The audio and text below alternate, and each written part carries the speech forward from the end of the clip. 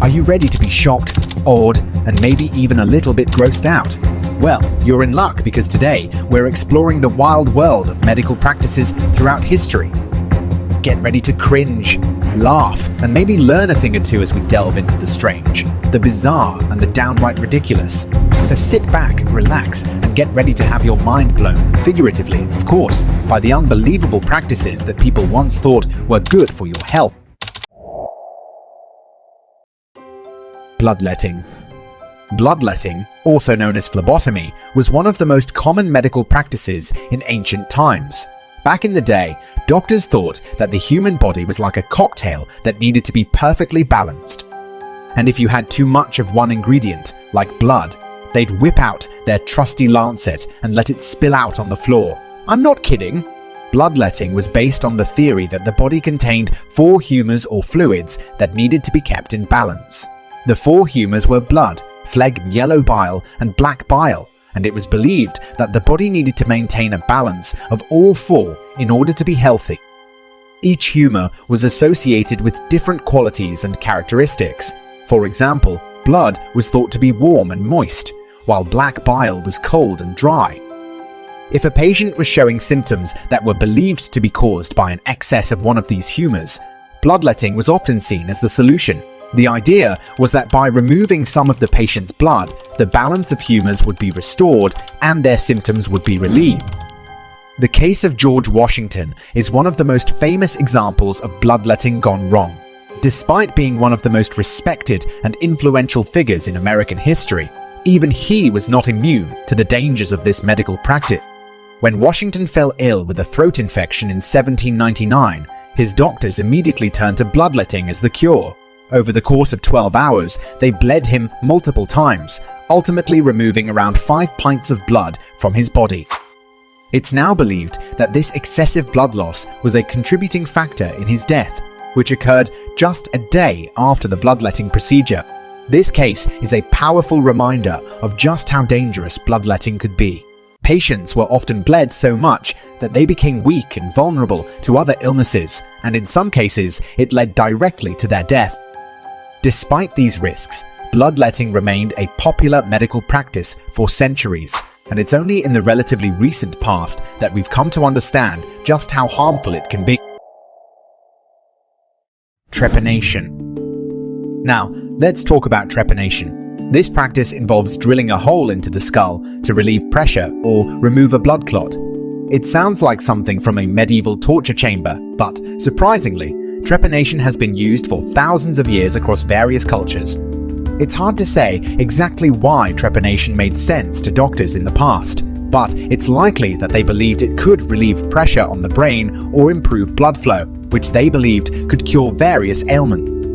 In ancient times, people believed that heat injuries caused evil spirits to enter the body, and trepanation was seen as a way to release these spirits and cure the patient. In later times, doctors believed that trepanation could relieve pressure on the brain and cure conditions such as epilepsy or mental illness. One of the most remarkable cases of trepanation was discovered in Peru in 2013. Archaeologists uncovered the skull of a woman who had undergone and survived trepanation more than 1,000 years ago. The discovery of the skull in Peru was truly remarkable because surviving trepanation was incredibly rare. In fact, it was often considered a last resort when all other medical options had been exhausted. The fact that this woman not only survived the procedure, but also lived for many years afterward is a testament to the incredible resilience of the human body. Researchers have studied the skull and believe that the woman may have undergone trepanation to treat a head injury. The fact that the woman's body was able to heal itself around the trepanation hole is a testament to the amazing regenerative capabilities of the human body. It's important to note, however, that this case is an exception rather than the rule. In most cases, throughout history, trepanation was a risky and often deadly procedure. But this discovery provides a fascinating glimpse into the history of medical practices and the remarkable resilience of the human body. Leeches. Another bizarre medical practice involved leeches. Yes, leeches. You know those slimy little bloodsuckers that you find in the swamp, Doctors used to put them on patients' skin to suck out their blood, because apparently they thought that would make them feel better. And who knows, maybe it did. Maybe it was just the placebo effect, or maybe it was just a way for doctors to feel like they were doing something, anything to help their patients. Leeches were believed to be useful because they could suck out bad blood from a patient, leaving only the good blood behind. This was thought to be helpful in treating a variety of conditions, including inflammation. In fact, leeches were so popular in medieval Europe that they were bred in special leech farms to keep up with demand. But leeches weren't just used in the past. Today, leeches are used in a variety of medical contexts, particularly in plastic and reconstructive surgery. In the early 1980s, plastic surgeons were struggling to reattach fingers and limbs that had been severed in accident.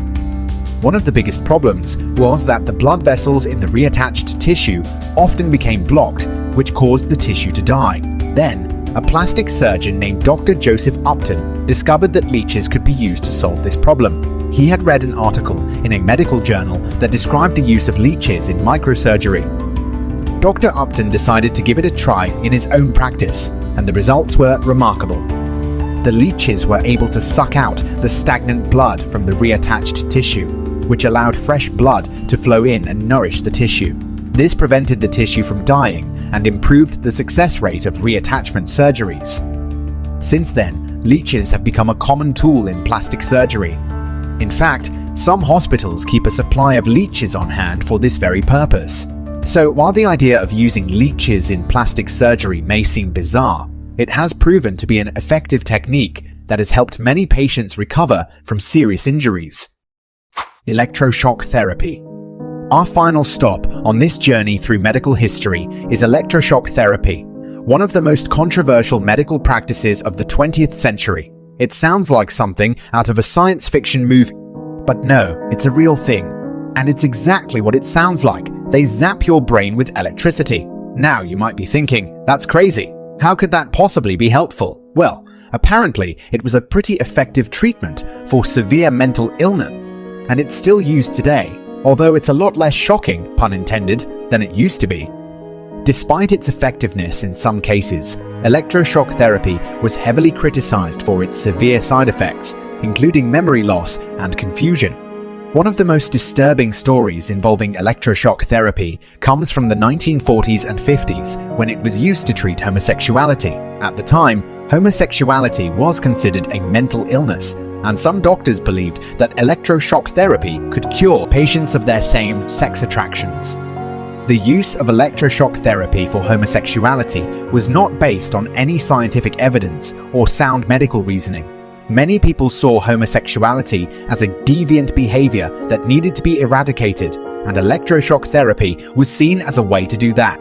It's worth noting that not all doctors believed in the use of electroshock therapy for homosexuality.